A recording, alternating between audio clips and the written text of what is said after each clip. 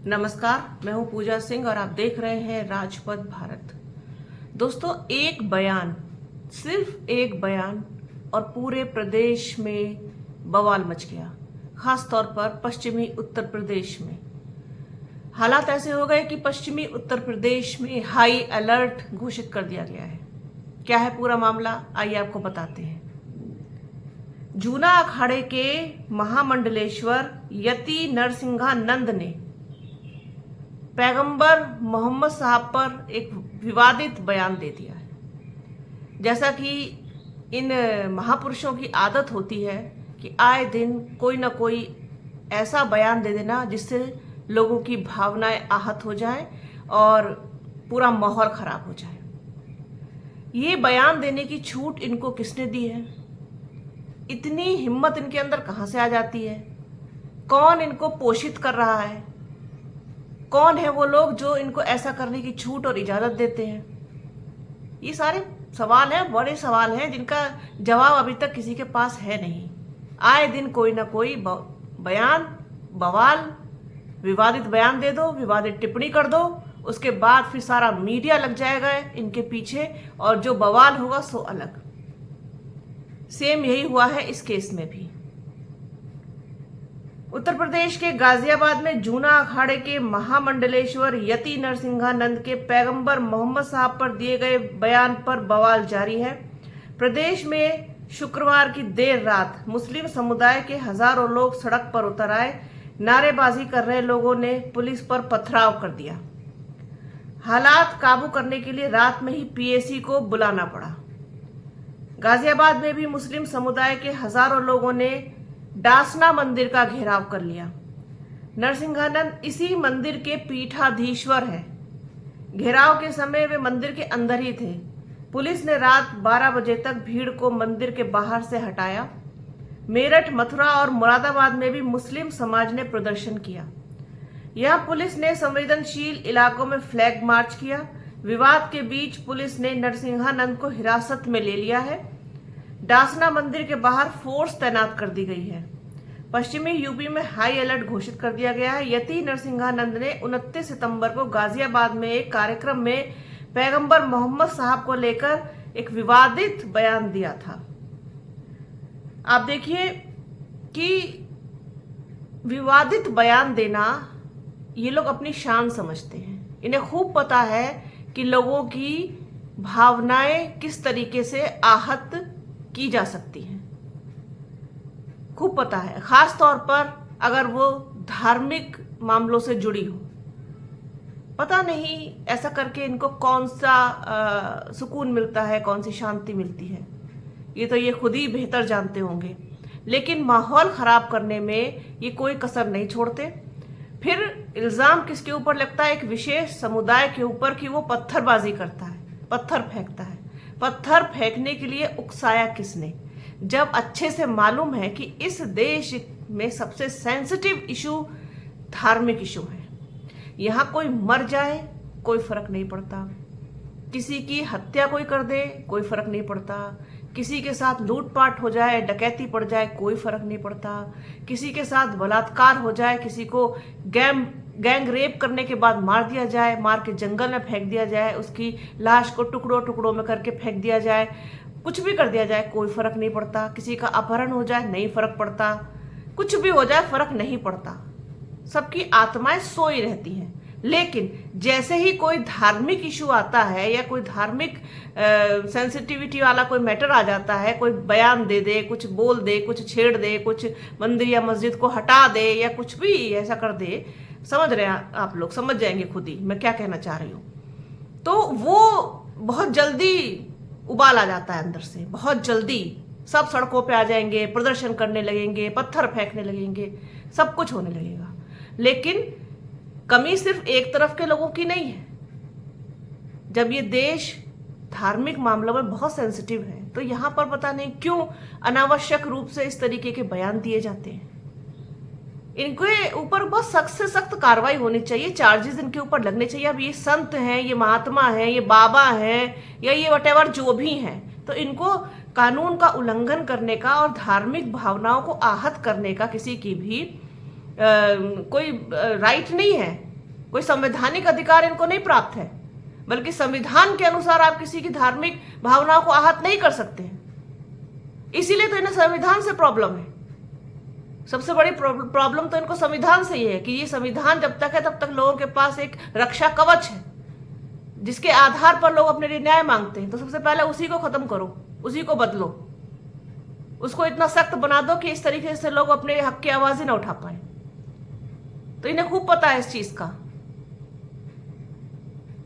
इस देश में हिंदू, मुस्लिम, सिख, ईसाई, जैन, पारसी, बौद्ध, क्रिश्चियन, सिख सभी लोग रहते हैं, और भी हैं तमाम, सभी लोग रहते हैं, सभी की भावनाएं जुड़ी हुई हैं। ये जो देश है हमारा भारत, ये कोई एक धर्म का देश नहीं है। यहाँ सिर्फ ऐसा नहीं है कि सिर्फ एक ही धर्म के लोग रहते हैं। यहाँ पर तो मेजोरिटी है, सभी लोगों की ही है, कुछ माइनॉरिटी में है, कुछ मेजोरिटी में है, और सब मिली जुली है, मिक्स दाल की तरह। तो आप उसमें से एक दाल को कैसे निकाल के बाहर करोगे? ये तो पॉसिबल नहीं है ना। तो इसीलिए ये लोग इस तरीके से उल जुलूल बयान देते हैं जिससे माहौल को खराब किया जा सके, बिगाड़ा जा सके। गाजियाबाद में नरसिंहानंद गिरी के खिलाफ प्रोटेस्ट कर रहे लोगों को खदेड़ने के लिए पुलिस को हल्का बल भी प्रयोग करना पड़ा। उधर भीम आर्मी कार्यकर्ता गाजियाबाद पुलिस मुख्यालय में धरने पर बैठ गए। भीम आर्मी की भी एंट्री इस पूरे मामले में हो गई। उत्तर प्रदेश के डीजीपी प्रशांत कुमार ने कहा, प्रदेश का माहौल खराब करने की छूट किसी को नहीं है, चाहे कोई भी हो। नरसिंहानंद के खिलाफ एफआईआर दर्ज की गई है, स्थानीय पुलिस आगे की कार्रवाई करेगी। गाजियाबाद पुलिस की एडिशनल कमिश्नर कल्पना सक्सेना ने बताया कि नरसिंहानंद गिरी को डिटेन कर लिया गया है। सूत्रों के हिसाब से उनको मंदिर से ले जाकर के पुलिस लाइन में रखा गया है। मुरादाबाद में रात 3 बजे सैकड़ों लोग सड़क पर उतर आए। आजाद नगर से लेकर शहर इमाम के घर तक करीब 5 किलोमीटर तक का जुलूस निकाला। इस घटना के बाद से एसएसपी सतपाल अंतिल ने पूरे जिले की फोर्स को हाई अलर्ट पर रखा है। लखनऊ में ईदगाह इमाम मौलाना खालिद रशीद फिरंगी महली ने यति नरसिंहानंद के बयान पर नाराजगी जताई है। मौलाना ने बयान को शर्मनाक और निंदनीय बताया है। पुलिस उनके खिलाफ सख्त कार्रवाई करे, ऐसी उन्होंने मांग की है। गाजियाबाद पुलिस ने एआईएमआईएम के महानगर अध्यक्ष पंडित मनमोहन झा गामा को हाउस अरेस्ट कर लिया है। आज उन्होंने प्रदर्शन करने का ऐलान किया था, इसे देखते हुए पुलिस ने उन्हें हाउस अरेस्ट कर दिया। नरसिंहानंद पर एक और मुकदमा दर्ज हुआ है। इसमें नरसिंहानंद सहित अनिल यादव, यति राम स्वरूपानंद और यति निर्भयानंद को आरोपी बनाया गया है। सब इंस्पेक्टर भानु प्रताप सिंह ने थाना वेब सिटी में मुकदमा दर्ज कराया। आरोप है कि इन्होंने धर्म विशेष के लोगों की भावना को ठेस पहुंचाने की धमकी दी है। अब आप सोचिए कि धमकी दे दे करके ये सारी चीजें हो रही हैं। बुलंदशहर में शुक्रवार को देर शाम गद्दीवाड़ा इलाके में जुमे की नमाज के बाद नमाजियों का गुस्सा भड़क उठा। पहले नारेबाजी की, फिर पथराव कर दिया। सूचना पर सिकंदराबाद कोतवाली के प्रभारी इंस्पेक्टर रवि रतन पुलिस टीम के साथ मौके पर पहुंचे। लोगों को समझाने की कोशिश की, लेकिन प्रदर्शनकारी शांत नहीं हुए। पुलिसकर्मियों पर पत्थर फेंकने लगे।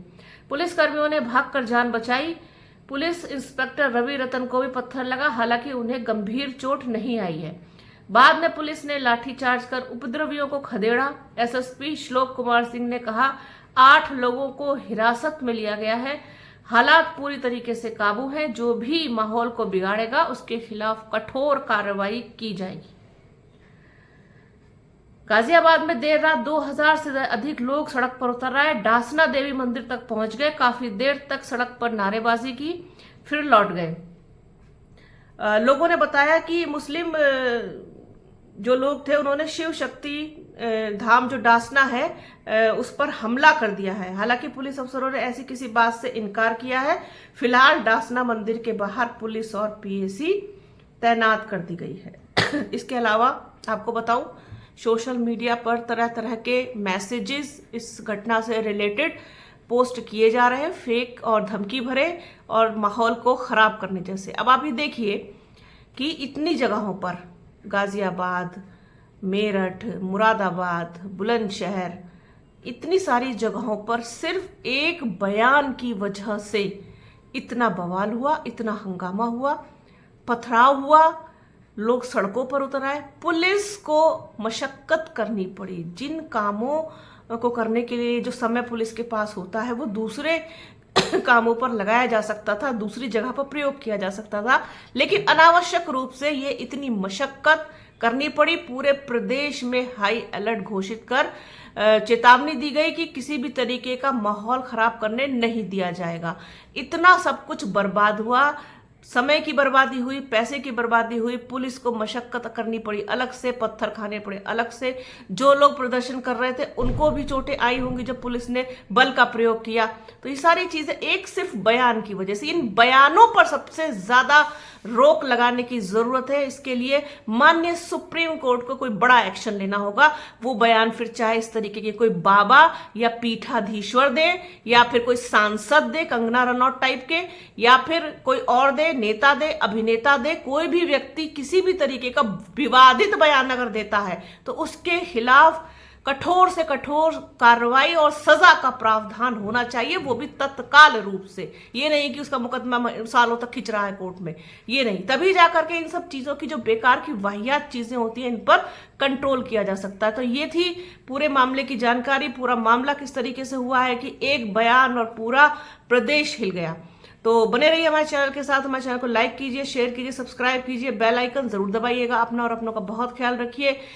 जल्द मिलूंगी आपसे एक नए वीडियो में, एक नए मुद्दे के साथ, एक नई चर्चा में। तब तक के लिए जय हिंद।